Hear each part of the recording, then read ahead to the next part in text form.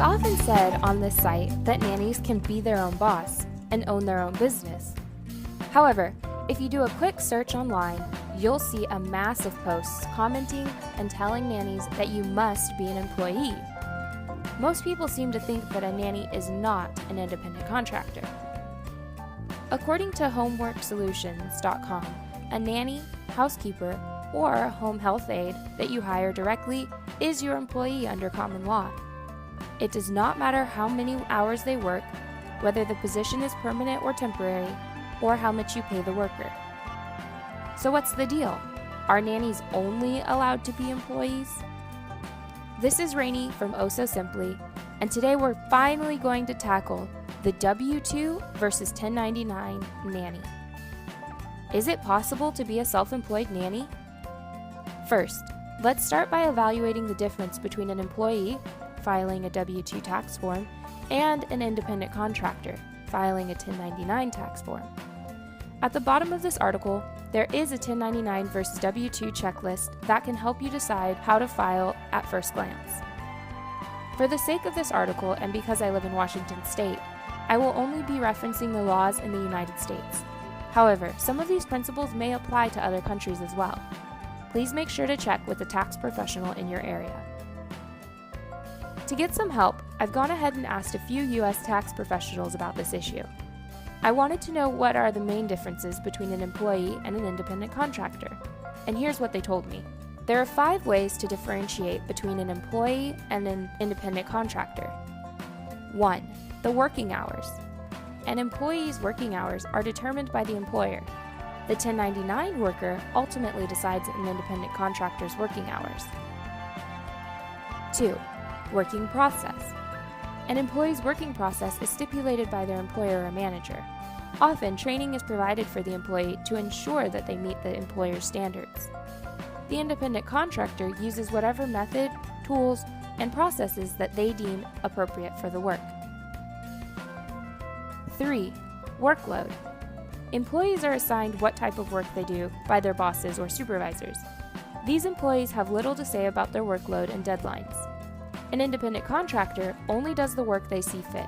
They can accept or reject assignments at their discretion. 4. Tools and equipment. An employee is not expected to have their own tools to work on an assignment. The needed equipment is to be provided by the employer. Independent contractors have to supply their personal equipment, and they get to decide which tools are most appropriate. And 5. Employers. As an employee, you have a single employer. This entity is responsible for assigning you a workload, stipulating their preferred processes, and providing the needed tools to carry out those assignments and procedures. As an independent contractor, you will have multiple clients. A freelancer does not usually have a single source of income, but finds work from many different companies and individuals. These multiple entities hire them as independent contractors. The answer to the question, can nannies be self-employed, is yes, but it depends. What does it depend on? Homeworksolutions.com again tells us, under common law, a worker who performs services for you is your employee if you can control what will be done and how it will be done. Status as an employee basically depends on who's calling the shots. From this, we can see that there are 2 types of nannies. Some nannies work as an employee that's hired by the family, then some take on the role of an independent contractor. How can you determine which you are and which you should file as? Let's take a look at each. Nannies as employees. Parents most often hire nannies as employees. What makes these nannies different than independent contractors? It comes back to that question, who's calling the shots? H&R Block says, if the parents control how the work is performed, the babysitter is a household employee. While the hours worked need to be negotiated between nanny and family in any case, many nannies meet the specifications of an employee in a few main ways. The nanny is required to care for the children at a location chosen by the parents. The parents provide all equipment needed to care for the kids rather than the nanny. The nanny only works with one family at a time, and all care protocol is specifically stipulated by the parents, not allowing the nanny to determine best care practices. There are circumstances in which a nanny would not be considered a household employee. These nannies are self-employed. Let's go ahead and use the same meter that we established up top for an independent contractor and apply it to nannies. A self-employed nanny is distinguished by the following. It is primarily up to the nanny's discretion where care is provided. For instance, the nanny may determine that her kids need stimulating outdoor activities away from home and do them rather than plan it with the parents. Many nannies do provide their own tools and equipment for their job. Many nannies bring a nanny bag to every job they have. While this may not contain everything that will be needed to care for the kiddos, it has many of the nanny's preferred tools of the trade. As independent contractors in other fields do, she may charge the parents for necessary materials purchased, such as diapers, food, or other essentials, or use supplies on hand. Combining this with the first point, the nanny may decide to, at times, care for the children in the nanny's own home so that she has immediate access to her preferred equipment and supplies. It is up to the self-employed nanny whether or not she takes on more than one client at a time. As she is not an employee, she can work with multiple different families at a time at her discretion. Many self-employed nannies have several detailed processes for caring for children under their watch. These nannies tell the parents how they plan on caring for the little ones. Individual needs and details of the kids are negotiated and decided between the nanny and the family. Again, let's see what H&R Block says about this issue. If the babysitter controls how the work is performed, the babysitter is self-employed. Self-employed workers usually provide their own tools. They offer their services to the general public in an independent business. If a babysitter or nanny is self-employed, you don't have reporting or withholding requirements as the parents. The babysitters still must report their income to the IRS. At this point, we see that many nannies could clearly be considered an independent contractor. In the US, the tax form 1099 would be used for this kind of nanny. This could be summed up in three main ways. Care is provided by the nanny outside the parent's home, and if this alone is true, then a nanny would not be considered a household employee. The nanny has significant influence or control over how care is provided, and the nanny has the right to say no to work without repercussions. So now you may be wondering, does a regular schedule mean nannies are employees?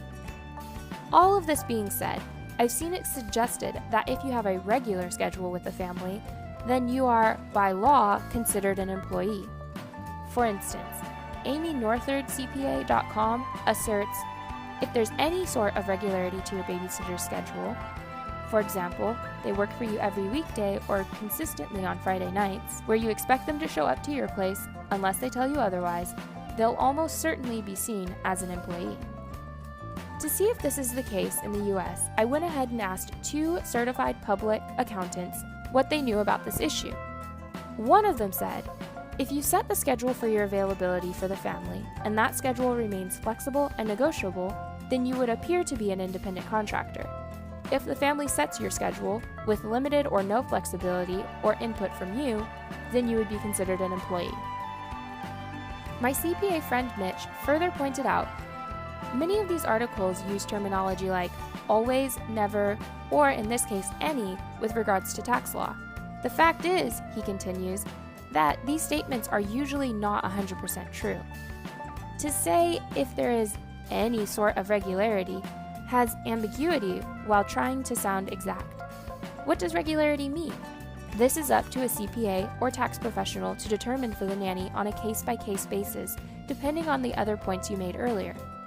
Wide-sweeping statements made by CPA or tax professionals on matters that could have multiple outcomes are not wrong, but are usually not 100% right either, as situations or details are different on a case-by-case basis.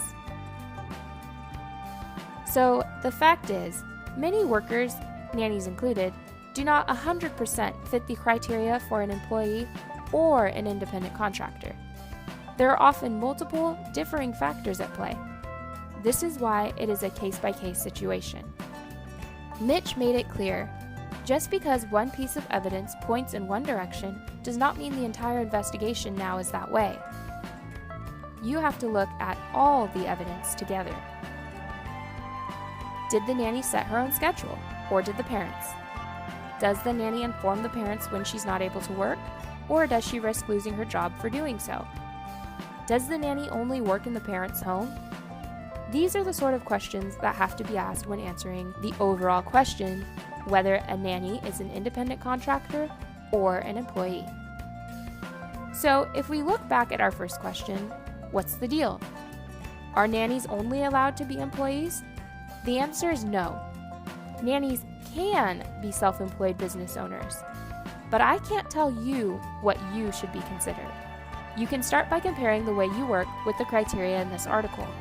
Then, you could contact a local tax professional to see if that's the best solution for you. Let me know in the comments below if you'd be interested in an article that shows you exactly how to keep track of the things you'll need to pay nanny taxes yourself with the 1099 tax form. Thanks for listening, everyone. I hope this article was really helpful, and I'm looking forward to seeing you all back next Friday.